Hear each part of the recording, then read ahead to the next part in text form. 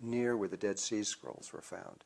And it talks about the same exact information that is in the secret, that your thoughts are based on logic, and the logic, and you can go through where you place your attention and your intention, and your intention has three basic patterns of what happens with your mind, your heart, and your body. And if you engage all these things together at one time, yeah, you're going to get exactly what your intention is. But what the creators of the secret don't understand is the instrument that the creation is being done through is the mind. It's the brain.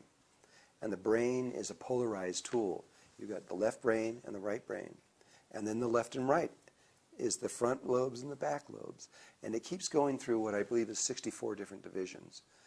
The same 64 divisions of the 64 codons that are in the human DNA. And so it is possible to bring to you what you want or what you intend through your intentions. But what you will also get is the exact equal and opposite force coming from behind you where you can't see. Our eyes see this way, but we can't see this way. And so you get what you want coming this way, and you're going to get exactly what you don't want coming from behind. And so, and there's now a man named Dr. James Hart out of California, one of the brain experts in the world. He's considered one of the two greatest brain experts on the planet ever to live. And he agrees with me that they've found scientifically that you can go in using the brain and you can create anything, but you always get this other thing, the opposite thing also. So what's going on in the world is you've got 6.5 billion people in the world, and most of them want peace. I mean, you know, they're praying together, these huge circles of people praying for world peace. But they're never going to get world peace as long as they pray from the brain. They're going to get a world that's half peace and half war. And it's just going to keep generating that half peace, half war until they learn to create in a different way.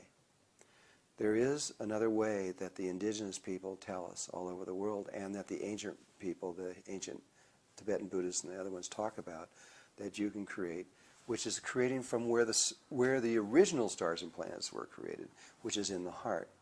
If you leave the brain, throw it away, get out of there, and go down into the heart, you can do the same thing. You can create there. You can bring anything you want. You can change the world. But you won't get the opposite effect.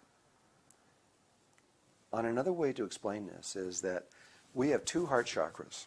One here, right above the sternum, one distance between the tip of your nose and your chin, above that, which is averages at 7.23 centimeters. Two heart chakras. The lower one is connected directly to the heart. The upper heart chakra is connected to the right brain.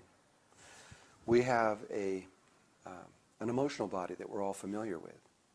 You know, we feel love, we feel hate, we feel joy, we feel sadness. We can feel all these things, but all that emotional body is coming from our right brain, and which is connected to this upper heart chakra. If we were to connect, what we don't know, most people don't know, is that we have another emotional body, and that's connected through the heart. But that emotional body has no polarity to it.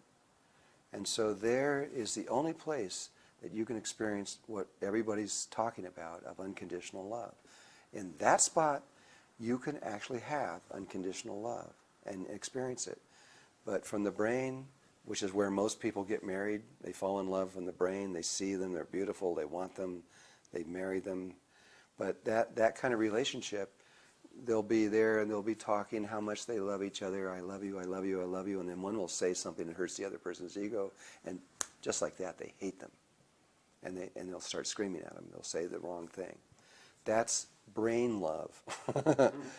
But there is a love down here that no matter what you said or what you did, you could kill somebody, but if they love you, they wouldn't change loving you. That's hardly ever been experienced. Women get that experience usually for a short time. They have a baby. The baby comes up. It's on the breast. They're looking down. And now they're loving that person from their heart, not their brain. And they would die for that baby.